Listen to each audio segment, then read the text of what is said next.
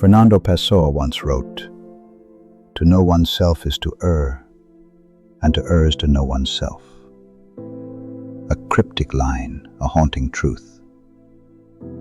What does it mean to truly be aware of yourself? What happens when the mind looks inward, only to discover that the mirror is endless? This is the paradox of self-awareness, a terrible, beautiful gift, one that can liberate you, but also slowly consume you. Self-awareness is what separates us from animals. It gives us the ability to reflect, to improve, to question. But for Pessoa, and for many of us, this awareness was never simple. The very act of turning inward creates distance. You no longer live spontaneously. You become a spectator to your own life. You ask questions no one can answer. Who am I, really?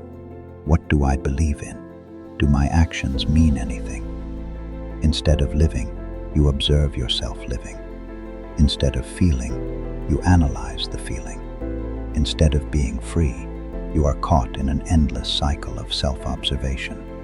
This is the first edge of the sword, awareness, and the second edge, isolation. Because when you see yourself too clearly, you begin to see how far you are from everyone else. Fernando Pessoa lived through masks. He created more than 70 heteronyms, alternate identities, each with their own biography, philosophy, and style of writing. To him, the self was not one, but many. We are never just a single person. We are fragments, some of which we reveal, others we hide, and many that we never fully understand. Pessoa wrote, "To create, I've destroyed myself." He didn't mean destruction in the literal sense. He meant that to be fully self-aware is to realize you are not a singular being. You are a collection of contradictions. This realization gives freedom, but also terror. Because if you are many, then who is the real you? Think of the burden of knowing that you are watching yourself live. The moment you realize you are observing, the experience is no longer pure. Pessoa said that to feel is a luxury, but to think about feeling is a curse. Modern psychology calls this hyper-self-consciousness.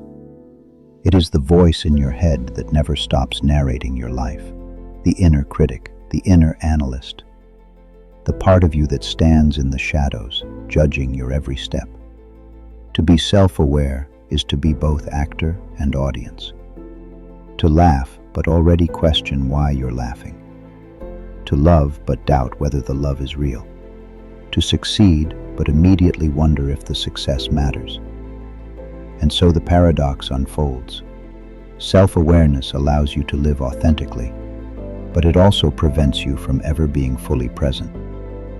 Pessoa felt himself as an exile in his own life. He could not escape himself, but he could not fully belong to himself either. In the Book of Disquiet, he wrote, "To know oneself is to dissolve oneself. To know too much about oneself is to lose oneself." This is why many self-aware individuals feel out of place in the world. They carry too much consciousness, too much reflection. They see the absurdity in ordinary things. They cannot simply be.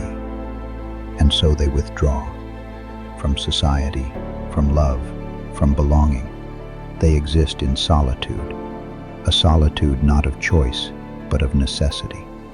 This was Pessoa's tragedy, and it is the tragedy of anyone who feels the terrible weight of knowing themselves too well. But Pessoa also believed that within this paradox lies a hidden gift. When you are self-aware, you may feel isolated, yes, but you also see deeper truths others cannot. You see the illusions of society, the masks people wear, the shallow pursuits of fame, wealth, and applause. You realize that most people never truly ask, "Who am I?" They live without reflection. They chase shadows and call it meaning. But you You who suffer from self-awareness, you carry a different burden, the burden of depth. Pessoa suggested that art, poetry, and creation are born from this burden. Only those who suffer from too much self-awareness can give voice to the unspoken struggles of existence. Your curse is also your gift. So how do we live with this paradox? How do we bear the weight of being both actor and spectator in our own life? Pessoa offers no easy answer. But perhaps his life suggests one thing.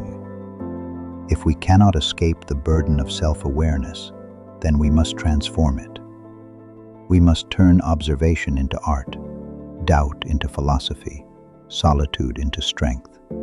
We must learn to live not despite the paradox, but through it. Because the truth is this: self-awareness will never leave you. But it does not have to destroy you. It can also refine you. In the end, Pessoa whispers across time, to exist is not enough. To exist is to be many. And maybe that is the only way forward. Not to escape self-awareness, but to embrace it as the terrible, beautiful paradox that makes us human.